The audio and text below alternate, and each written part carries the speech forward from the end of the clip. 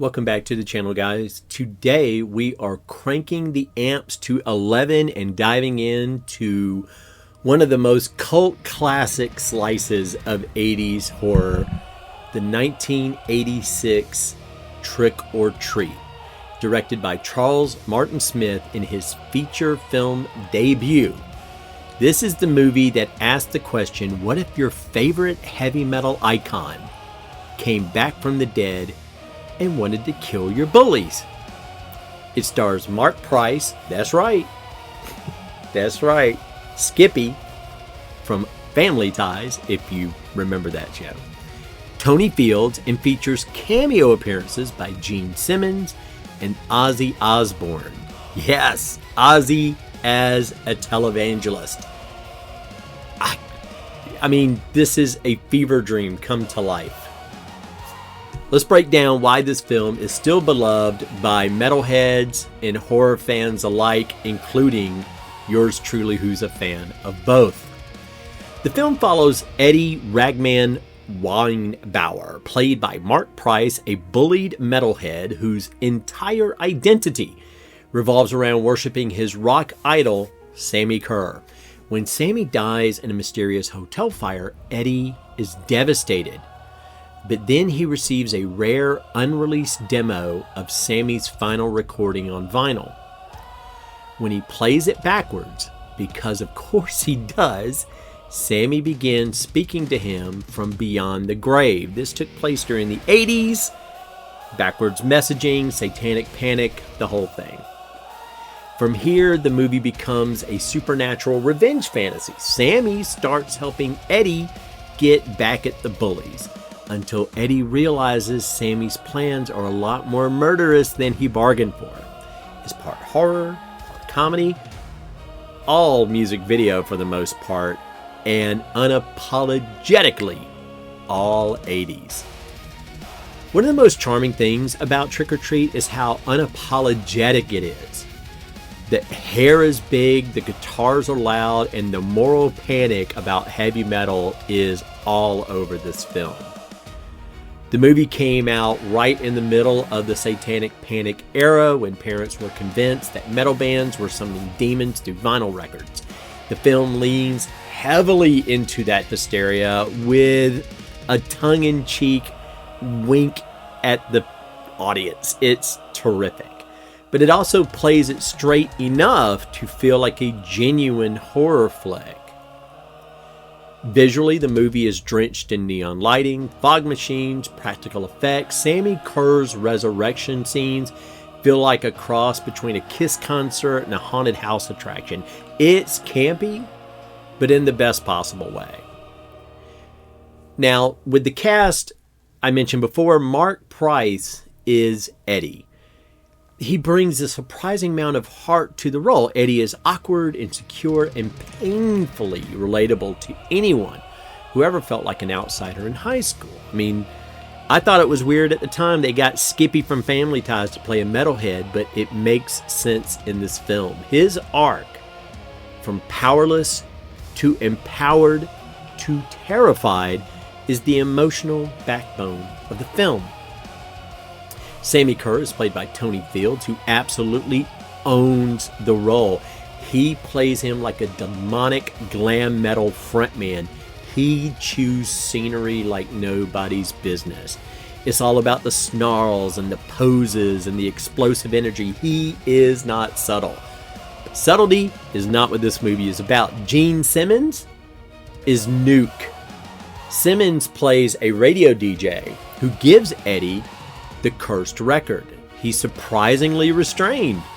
He's really trying to act, and his presence acts. It acts as this anchor. It adds rock credibility without overshadowing the story. He's still the reason I call October Rocktober. Ozzy Osbourne, like I mentioned before, is a televangelist. Ozzy plays this conservative anti-metal preacher. He's hilarious considering, is Ozzy. It's a small role, but it's one of the film's memorable cameos, beyond the shadow of a doubt. The music, the soundtrack, is the heartbeat of this movie. is provided by Fastway. The band was formed by Fast Eddie Clarke of Motorhead. Their music makes this movie. It's as important to Trick or Treat as the John Carpenter score is to 1978's Halloween. It's energetic, it's melodic, and it's dripping with that heavy metal attitude that was predominant in the 80s. Songs like the title track, Trick or Treat, Get Tough, Stand Up, give the movie a pulse that never stops. The soundtrack is so strong that for many fans, it's the main reason that the film became a cult classic, and that album is considered the unapologetic fourth release by Fastway. And of course, the idea of a killer rock star returning through his own record is the perfect marriage of music and horror and 80s hysteria. Now, while Trick or Treat isn't a gore fest, it delivers plenty of supernatural mayhem. Sammy materializes through speakers traveling through electricity. He's got electricity-based kills, a school dance that turns into a demonic concert, and a finale involving, of all things, a possessed radio station. The effects are practical, charmingly low budget, and full of personality. Sammy's ability to travel through the electronics gives the film a unique flavor. This is before Shocker and all that good stuff. At the time, it felt more like a Nightmare on Elm Street meets, Maximum Overdrive. The horror is never too intense, making this a great kind of gateway horror. Like for people who, horror films freak them out, this is one that they could watch. It's something that younger ones, not too young, because you get to see a little nudity, because it's an 80s film. So younger fans or anyone who prefers really fun over fear, the fun of being scared. Beneath the camp, though, Trick or Treat has a surprisingly thoughtful message about obsession, about idol worship, the dangers of letting anger consume you. Eddie initially sees Sammy as a savior, someone who finally gives him power over his tormentors. And you can see it. Mark prays, kudos to him. You see it in his eyes, man, when he sees him, being dealt some punishment. But the film gradually reveals that revenge is a trap, and Eddie must reclaim his own agency. There's also a meta-commentary on the 80s fear of heavy metal. As I mentioned before, the Satanic Panic. The movie both indulges in and critiques the idea that rock music is corrupting the youth. It really does skillfully play both sides. Ozzy's cameo as a moralizing preacher is the clearest example of this kind of tongue-in-cheek, yet insightful approach. The final verdict. Trick or Treat, is it worth watching today? Absolutely, if you're the right audience. If you love 80s metal culture, campy supernatural horror, old school practical effects, movies like Fright Night or Night of the Demons or The Gate, soundtracks, if you love hard rock and heavy metal from the 80s, this is one of those soundtracks.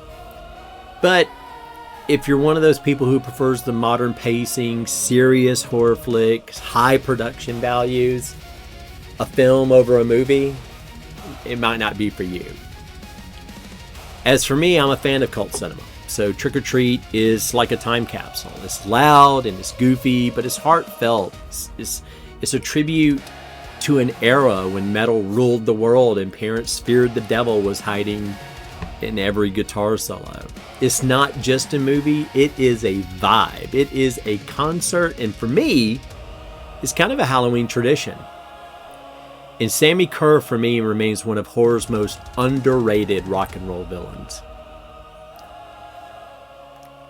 Thanks for joining me for this review of the 1986 horror film, Trick or Treat, starring Mark Price and Tony Fields, and featuring the bombastic, brilliant, fantastic hard rock and music of Fastway. This is both film and music and movie, so I wanted to address it on my channel. Thanks for joining me. I'll see you in the next video.